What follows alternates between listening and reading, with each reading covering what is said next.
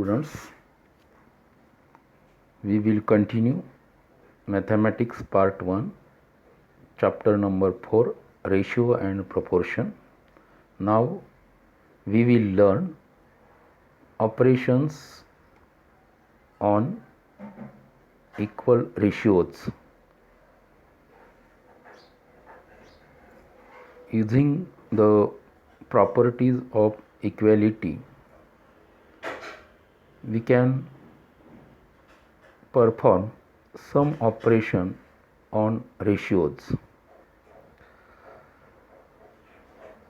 Let us learn some properties of equal ratios if ABCD are positive integers.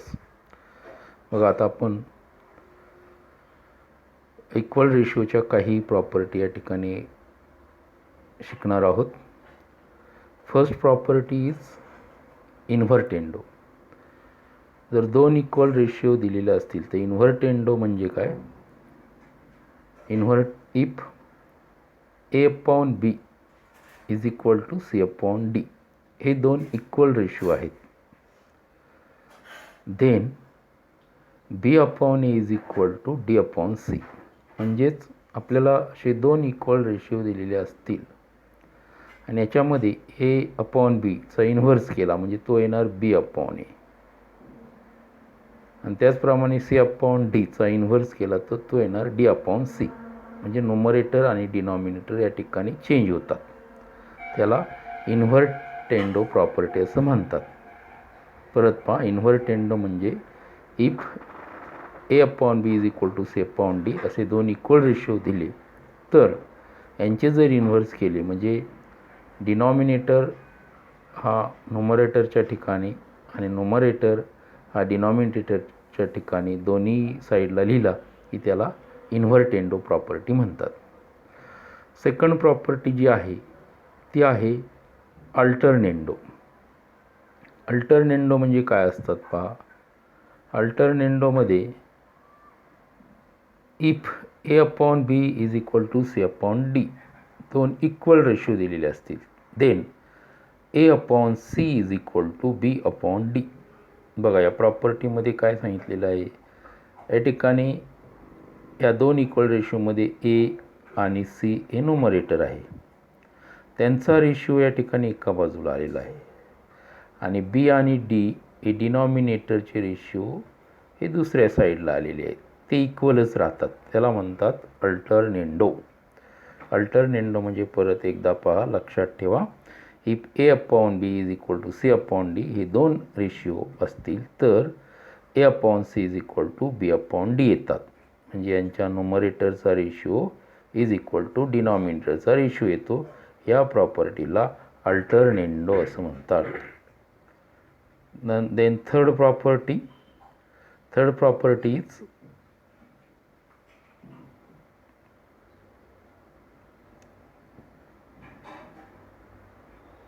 Property number 3 componendo. कंपोनेंडोमध्ये आता हे दोन equal ratio A upon B is equal to C upon D, then A plus B upon B is equal to C plus D upon D. या प्रॉपर्टीला componendo असं म्हणतात. म्हणजे componendo या प्रॉपर्टीमध्ये काय होतं पहा, हा न्यूमरेटर जो आहे त्याच्यामध्ये हा डिनॉमिनेटर ॲड होतो या ठिकाणी, आणि अपॉन B खाली डिनॉमिनेटर तसाच राहतो. तसंच राईट साईडला सुद्धा सेम प्रोसिजर होणार. म्हणजे C मध्ये D ॲड होणार, म्हणजे डिनॉमिनेटर ॲड होणार आणि डिनॉमिनेटर D हा खाली परत येणार. याला म्हणतात कंपोनेंडो. लक्षात ठेवायची आपल्याला ही प्रॉपर्टी. ही प्रॉपर्टी कशी प्रूव्ह होते पहा. इक्वल रेशिओ जो दिलेला असतो त्याच्या दोन्ही साईडला जर वन ॲड केली तर आपल्याला ही प्रॉपर्टी मिळते. आपण कशी प्रूव्ह होते ते काही आवश्यक नाही आहे, फक्त समजण्यासाठी लक्षात ठेवा. परत एकदा लक्षात ठेवा, हे दोन इक्वल रेशिओ असतील तर कंपोनेंडो म्हणजे काय, न्यूमरेटरमध्ये डिनॉमिनेटर ॲड होतो आणि खाली अपॉन डिनॉमिनेटर येतो. राईट साईडलाही सेम C प्लस D म्हणजे numerator plus denominator upon denominator ही असते componendo property.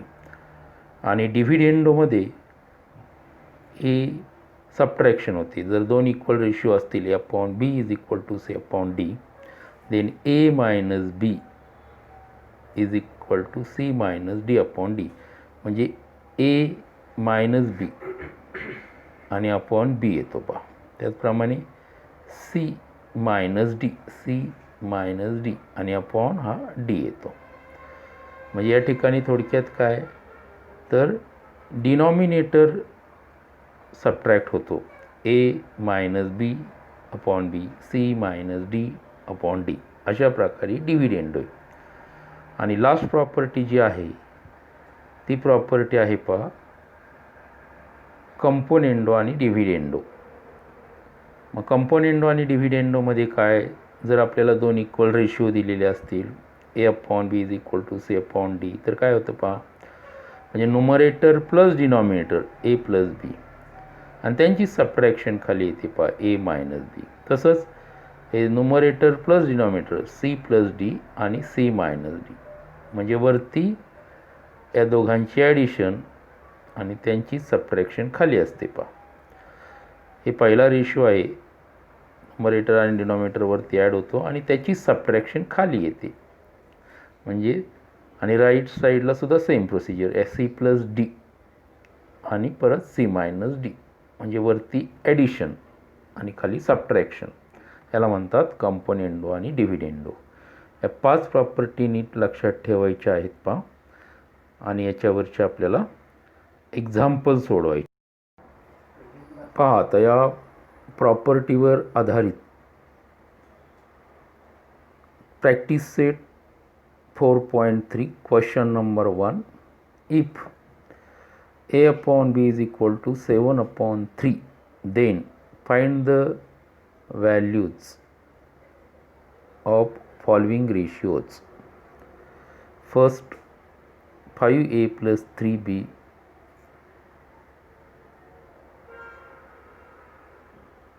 5a plus 3b upon 5a minus 3b. Second, 2a square plus 3b square, 2a square minus 3b square. आणि third, a cube minus b cube upon b cube. आणि fourth, 7a plus 9b and 7a minus 9b.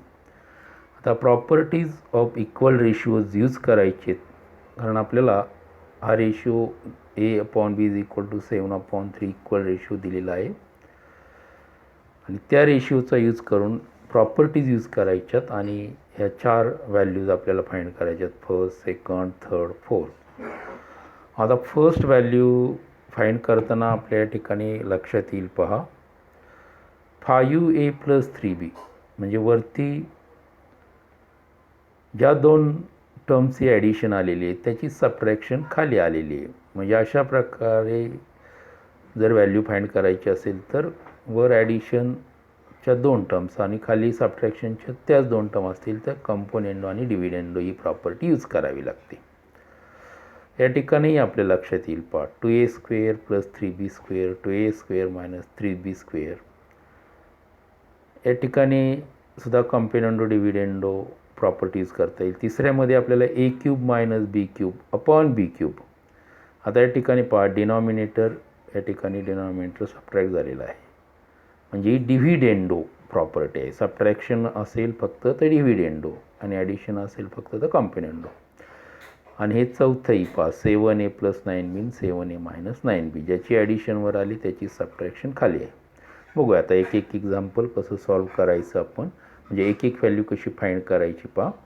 First, write the given ratio, म्हणजे आपल्याला हा ratio दिलेला आहे a upon b is equal to 7 upon 3. आता आपल्याला जी value find करायची त्या व्हॅल्यूमध्ये 5a आणि 3b असं आलेलं आहे पहा.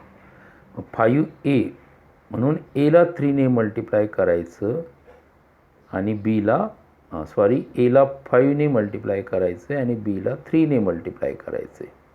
कारण जी व्हॅल्यू फाइंड करायची आहे त्याच्यामध्ये आपल्याला 5a प्लस 3b म्हणजे 5a येण्यासाठी एला 5ने मल्टिप्लाय करायचं आहे आणि बीला 3ने मल्टिप्लाय करायचं आहे. आपल्याला अशा प्रकारचे व्हॅल्यू फाइंड करायच्यात आणि म्हणून या ठिकाणी पहा म्हणजे ए अपॉन बीला एला 5ने आणि बीला 3ने, म्हणजेच टोटल 5/3ने मल्टिप्लाय करावं लागतं.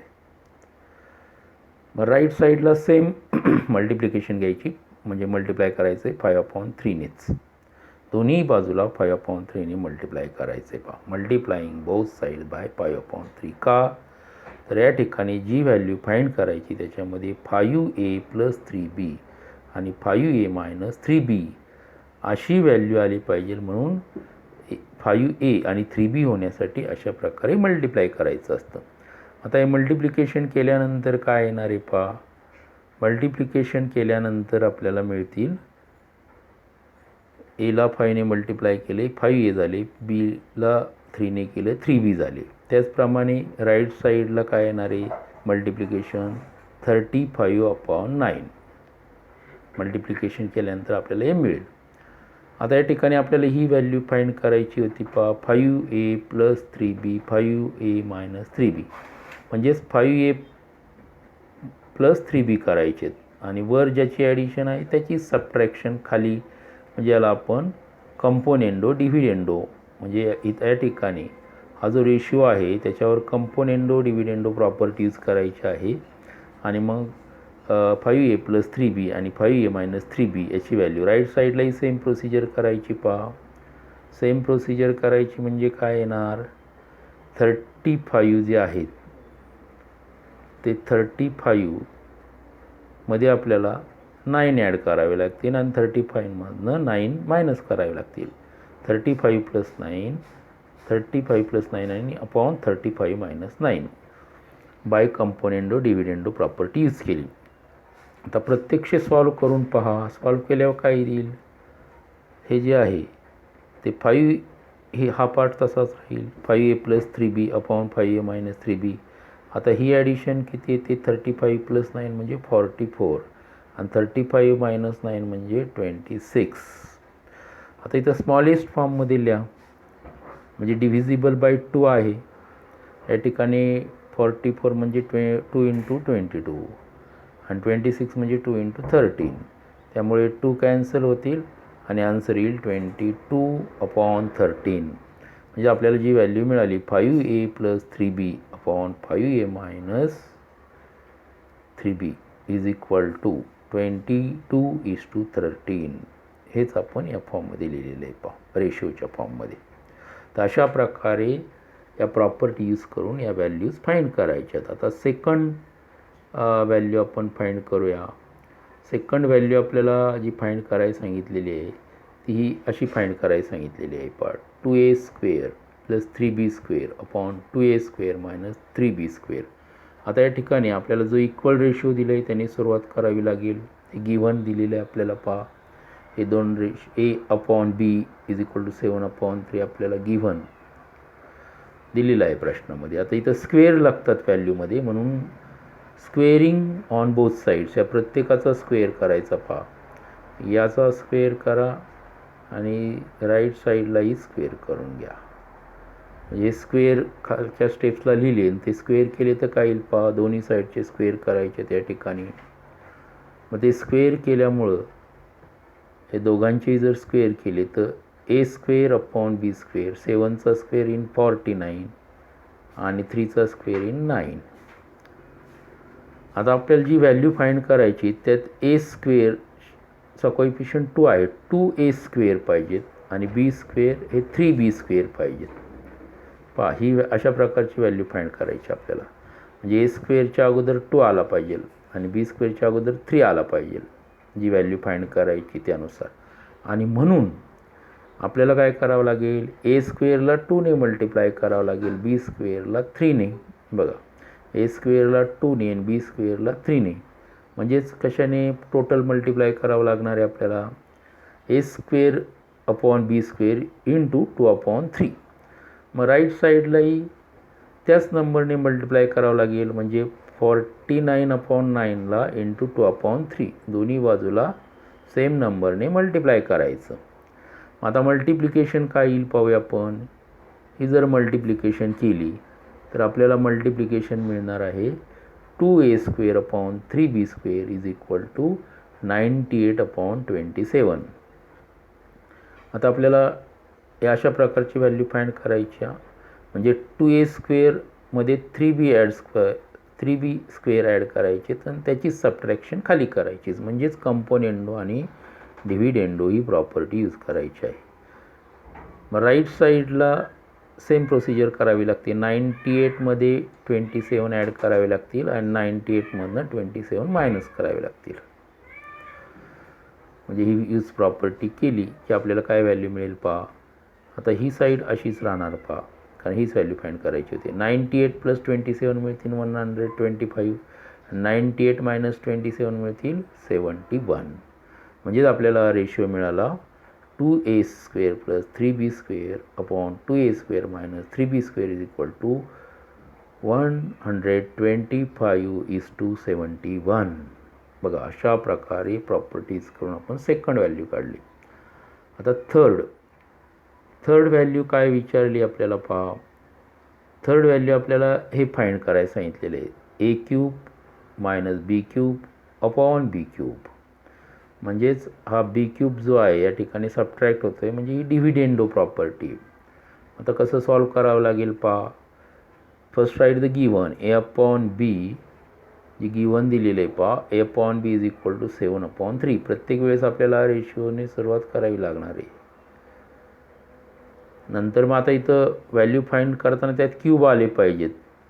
त्याच्यामुळं इथं आपल्याला क्यूब करावे लागतील. क्युबिंग ऑन बोथ साईड्स. a/b चा क्यूब करा, 7/3 चा क्यूब करा. हे सर्वच क्यूब करायचे. मग हे मिळतील a³ अपॉन b³. 7 चा क्यूब म्हणजे 7 × 7 × 7. 7 × 7 × 7 तीनदा केले की 343 मिळतील. आणि 3 चा क्यूब 3 × 3 × 3. 3 × 3 9, 9 × 3 27. क्यूब केले. आता क्यूब केल्यानंतर आपल्याला या ठिकाणी हा b³ a³ मधनं मायनस करायचा आहे. म्हणजेच डिव्हिडेंडो प्रॉपर्टी यूज करायची पहा. मग आता डिव्हिडेंडो प्रॉपर्टी जर यूज केली तर पहा, a³ - b³ अपॉन b³ = त्याचप्रमाणे राईट साईडला सुद्धा काय येईल, हे 343 - 27 अपॉन 27. अशा प्रकारची डिव्हिडेंडो प्रॉपर्टी यूज करता येईल. आता सबट्रॅक्शन करा. हा पार्ट लेफ्ट साईड तसाच राहील. राईट साईडला काय येईल, हे सबट्रॅक्ट केले 343 - 27 316 उरतील अपॉन 27. आता या ठिकाणी 316 आणि 27 म्हणजे डिव्हिजिबल, एकाच नंबरने या दोघांना भाग जात नाही, म्हणजे असंच राहील पहा. म्हणून आपल्याला ही व्हॅल्यू मिळाली 316:27. आणि लास्ट होतं पहा. लास्टमध्ये आपल्याला कोणती व्हॅल्यू फाइंड करायची होती पहा. ही व्हॅल्यू फाइंड करायला सांगितली 7a + 9b 7a - 9b. त्यासाठी परत आपल्याला या ठिकाणी आता सुरुवात गिवन रेशिओने, म्हणजे a/b = 7/3 गिवन. आता इथे 7a लागतात, 9b लागतात. म्हणजेच aला 7ने मल्टिप्लाय करावं लागेल, bला 9ने.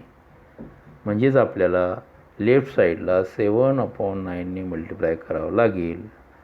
राईट साईडला सुद्धा त्याच नंबरने मल्टिप्लाय करावं लागेल. मग हे मल्टिप्लिकेशन करून घ्या. a/b ला 7/9ने मल्टिप्लाय करा, 7/3 ला 7/9ने मल्टिप्लाय करा.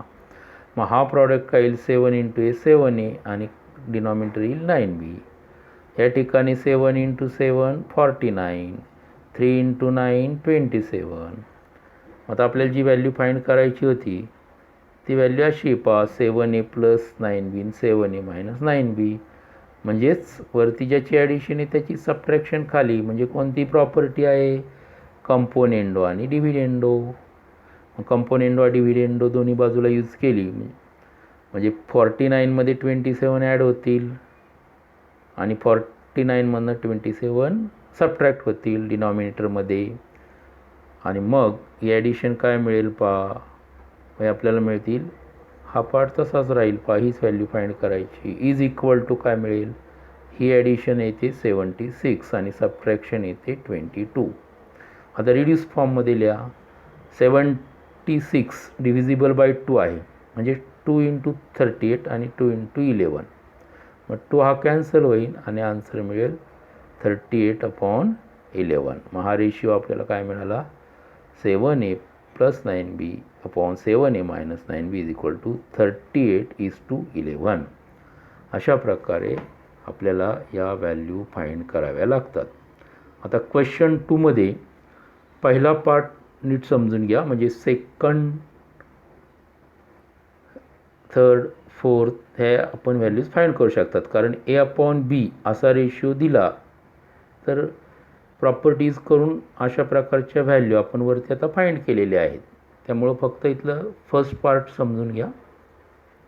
त्याच्यामध्ये आपल्याला क्वेश्चन 2 दिलेला आहे. If 15a² + 4b² upon 15a² - 4b² is equal to 47/7. Then find the value of following ratio. या 4 रेशिओच्या व्हॅल्यू फाइंड करायच्यात या प्रश्नामध्ये. ही चौथी. आता याच्यामध्ये जर आपण एक्झाम्पलचं नीट ऑब्झर्वेशन केलं, इफ म्हणजे जो गिव्हन पार्ट आहे, जे रेशिओ दिलेले आहेत तिथं पहा, त्याची लेफ्ट साईड पहा. इफ 15a² + 4b² याच 2 टर्म्स खाली आलेले आहेत. फक्त वर ॲडिशन आहे, खाली सबट्रॅक्शन आहे. वर ॲडिशन आणि खाली सबट्रॅक्शन म्हणजे साधारणतः इथं कंपोनेंडो डिव्हिडेंडो ही प्रॉपर्टी यूज करावी लागेल, आपल्या लक्षात येतं. आता पहिल्यांदा आपण ही व्हॅल्यू फाइंड करूया a/b आणि मग पुढे या व्हॅल्यू तुम्ही फाइंड करायच्यात क्वेश्चन नंबर 1 प्रमाणे. बघूया आता कशी व्हॅल्यू फाइंड करावं लागेल आपल्याला. First write the given. मग गिव्हन काय आपल्याला? 15a² + 4b² upon 15a² - 4b² is equal to 47/7. Given part ही गिव्हन आहे. आता मी सांगितलं की वर ज्याची ॲडिशन आली त्याचीच सबट्रॅक्शन खाली आहे. मग कंपोनेंडो डिव्हिडेंडो प्रॉपर्टी यूज करावी लागते. म्हणजे हा जो न्यूमरेटर आहे त्याच्यात हा डिनॉमिनेटर ॲड करावा लागतो. म्हणजे हा पार्ट न्यूमरेटर प्लस हा डिनॉमिनेटर ॲड करा, त्यांचीच सबट्रॅक्शन खाली. हा न्यूमरेटर मायनस करा डिनॉमिनेटर. आता इथं ब्रॅकेट का केलं आहे? कारण मायनस साईन आलेलं आहे. कारण मायनस साईन आल्यामुळं साईन चेंज होतात ब्रॅकेटच्या आतले, म्हणून इथं ब्रॅकेट करणं आवश्यक आहे. राईट साईडलाही सेम प्रोसिजर करा. 47मध्ये 7 ॲड करा आणि 47मधनं 7 मायनस करा. ही झाली बाय कंपोनेंडो डिव्हिडेंडो प्रॉपर्टी. आता ॲक्च्युली सॉल्व केल्यानंतर काय येईल पहा, आपल्या लक्षात येईल. आता हे सिम्प्लिफाय करून घ्या. इथं आपल्या लक्षात येते, आधी ब्रॅकेट रिमूव्ह करू आपण, ब्रॅकेट काढून टाकूया. म्हणजे ह्या 2 टर्म्स तशाच राहतील. पुढं ही प्लस साईन असल्यामुळं फक्त ब्रॅकेट जाईन आणि या टर्म्स तशाच येतील, साईन चेंज होणार नाही. डिनॉमिनेटरमध्ये पहिल्या 2 टर्म तशाच येतील, पण ब्रॅकेटच्या बाहेर मायनस असल्यामुळं साईन -15a² आणि मायनस साईन बदलून +4b² येईल. आणि राईट साईड 47 + 7 केले की 54 मिळतात. 47 - 7 केले की 40 मिळतात.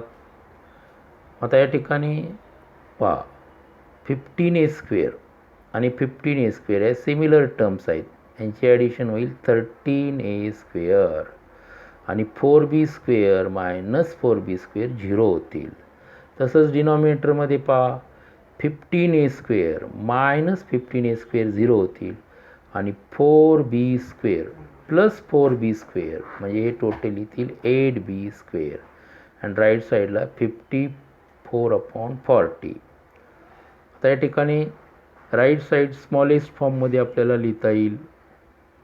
आणि लेफ्ट साईडला सुद्धा पहा, या ठिकाणी आपल्याला लेफ्ट साईड जी आहे ती लेफ्ट साईड 13/8 म्हणजे a² ला × 30 आहे, b² ला × 8 आहे. ते आपण जर राईट साईडला आणले तर काय होईल? म्हणजे इकडे फक्त a²/b² उरतील. राईट साईड आहे 54/40. पण हे जे डिव्हाइड 8 होते या ठिकाणी ते × 8 होतील आणि वर × 30 होते ते डिव्हाइड 30 होतील. पहा या ठिकाणी 30 जे आहेत ते असे डिव्हाइड होतील इकडं आल्यानंतर आणि 8 जे आहेत ते इंटू होतील.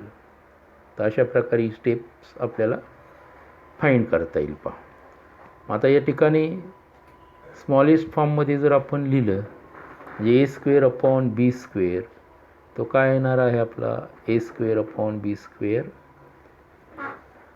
आता इथं divisible by 8, 8 1s R 8, 8 5s R 40.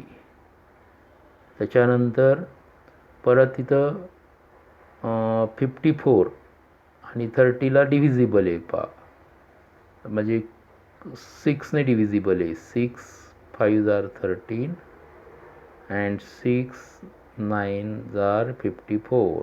6ने भाग जातो 54 आणि 30ला, म्हणजे वरती उरतील फक्त 9 आणि खाली 5 × 5 येतील 25.